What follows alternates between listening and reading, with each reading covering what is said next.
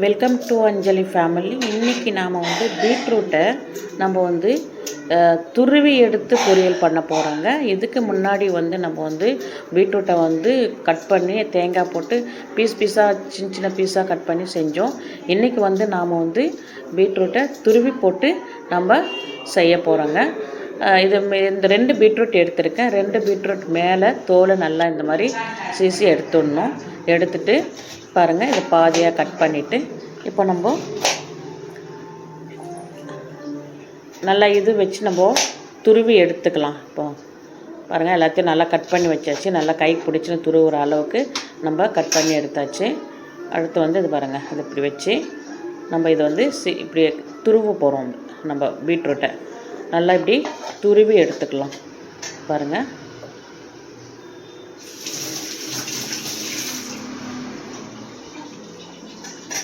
இப்போது இது மேலே வச்சு இப்படி துருவிக்கலாம். இப்படி சரன்னு துருவணும்னா அழகாக நீட்டாக நல்லா ஒரு சாஃப்டாக ஒரு பீட்ரூட் துருவல் வந்துடும். நம்ம அழகாக இந்த மாதிரி துருவி எடுத்துக்கலாம். ஒவ்வொரு பீஸாக நம்ம அழகாக இந்த மாதிரி துருவி எடுத்துக்கலாம். நல்லா இந்த மாதிரி துருவி எடுத்துட்டு எல்லாத்தையுமே துருவிக்கலாம். நம்ம இதை வாரத்தில் 2 நாள் பீட்ரூட் நம்ம சாப்பிட்லாம். ஏன்னா நம்மளுக்கு நல்ல ஒரு ஜீரண சக்தியையும் நல்ல ஒரு ப்ளட்டு சுத்தப்படுத்துதல் சீராக்கியும் கொடுக்கும் இந்த பீட்ரூட்டு. நம்ம இந்த மாதிரி எல்லாத்தையுமே இந்த மாதிரி துருவி எடுத்துக்கலாம். பாருங்கள், இந்த மாதிரி துருவியாச்சு. இதை எடுத்து நம்ம ஒரு கிண்ணத்தில் போட்டு வச்சுக்கலாம். இந்த மாதிரி போட்டுக்கலாம். இப்போது இதே மாதிரி எல்லாத்தையுமே துருவி எடுத்து இந்த மாதிரி பவுலில் போட்டு வச்சுக்கின்னு நம்ம இப்படியே தனியாக வச்சிடலாம். இதை அடுத்து நான் 2 வெங்காயம் எடுத்திருக்கேன். 2 வெங்காயம் எடுத்து நல்லா மேலே தோலை நல்லா இப்படி இந்த மாதிரி அழகாக சீவி எடுத்துடலாம். வெங்காயத்தை தோலை சீவி எடுத்துட்டு நம்ம அதை அழகாக கட் பண்ணி வச்சுக்கலாம்.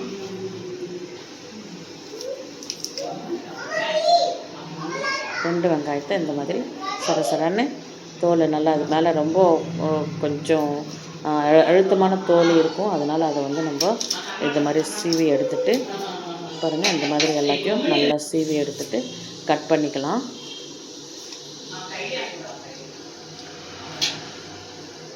மேலே ரொம்ப முடியாத தோல் இருந்துச்சுன்னா அதை நல்லா எடுத்து கட் பண்ணி இந்த மாதிரி வச்சுக்கலாம். ரொம்ப கொஞ்சம் கலராக இருக்கிற தோல், அதுக்குள்ளே இருக்கிற தோல் கொஞ்சம் நல்லா இல்லை அப்படின்னாக்கா நம்ம அதை ரிமூவ் பண்ணிடலாம். ரிமூவ் பண்ணிவிட்டு அதுக்கப்புறமா நம்ம அதை தோலை எடுத்துகிட்டு நல்லா க்ளீன் பண்ணி கழுவி வச்சுக்கலாம். அப்போ தான் நம்ம கட் பண்ணுறதுக்கு ஈஸியாக இருக்கும். இந்த மாதிரி எடுத்தாச்சு. இப்போ இந்த மாதிரி தோல் எடுத்து வச்சாச்சு. இப்போது வெங்காயத்தை வச்சாச்சு. இப்போது இந்த வெங்காயத்தை நம்ம இந்த மாதிரி பொடிசாக கட் பண்ணிக்கலாம். பாருங்கள், இந்த மாதிரி பொடிசாக அழகாக கட் பண்ணி வச்சுக்கலாம். எல்லா வெங்காயத்துமே இந்த மாதிரி பொடிசாக கட் பண்ணிக்கலாம்.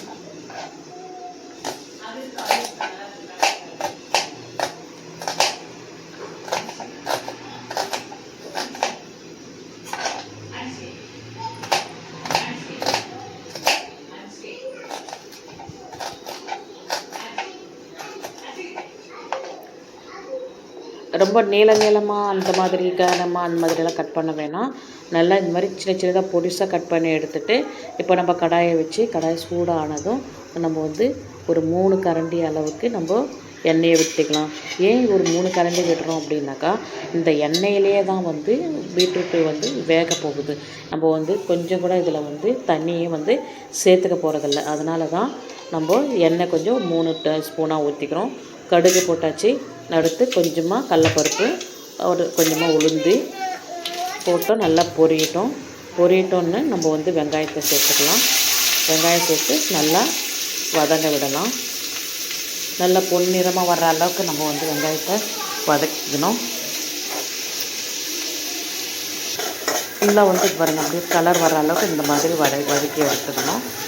நல்லா வதக்கிட்டு நம்ம அடுத்து பாருங்கள், நல்ல கலர் வந்துருச்சு. பாருங்கள், ஒரு நல்ல ஒரு பொன்னிறமாக ஒரு கோல்டன் கலரில் வந்திருக்கு. இப்போ வந்து நம்ம பீட்ரூட் துருவி வச்சுருக்கோம் இல்லைங்களா, அந்த துருவில் எடுத்து சேர்த்துடலாம். இதில் சேர்த்துட்டு நம்ம வந்து அப்படியே வந்து கலந்து விடலாம். நல்லா தேவையான அளவுக்கு உப்பும் தேவையான அளவுக்கு நம்ம வந்து மிளகாத்தூளும் சேர்த்துக்க போகிறோம். நம்ம இதில் வந்து தேங்காய் சேர்க்க போகிறதில்ல. தேங்காய் சேர்க்காமல் நம்ம வந்து தேங்காய் துருவல் சேர்த்து செய்வாங்க இல்லைங்களா, அதை சேர்க்க போகிறதில்ல. நம்ம வெறுமனே நம்ம வந்து மிளகாத்தூள் உப்பு போட்டு நல்லா அப்படியே ஃப்ரை பண்ண போகிறோம். அதனால் நம்ம வந்து இப்போ தண்ணியும் சேர்த்துக்க போகிறதில்ல. இது இல்லாமல் நம்ம அப்படியே இதை வந்து ட்ரையாக வந்து பொரியல் பண்ண போகிறோம். நல்லா டேஸ்ட்டாக இருக்கும், நல்லாவும் இருக்கும் சாப்பிட்றதுக்கு. சின்ன பசங்கள்லேருந்து பெரியவங்க வரைக்கும் இது வெறும் சாதத்துலேயும் நம்ம போட்டு பிசைஞ்சு சாப்பிடலாம். இப்போ பாருங்கள், தேவையான அளவுக்கு உப்பு சேர்த்துக்கலாம். உப்பு சேர்த்தாச்சு. நம்ம நல்லா அப்படியே வேகட்டுன்னு விட்டு நல்லா கலந்து விடலாம்.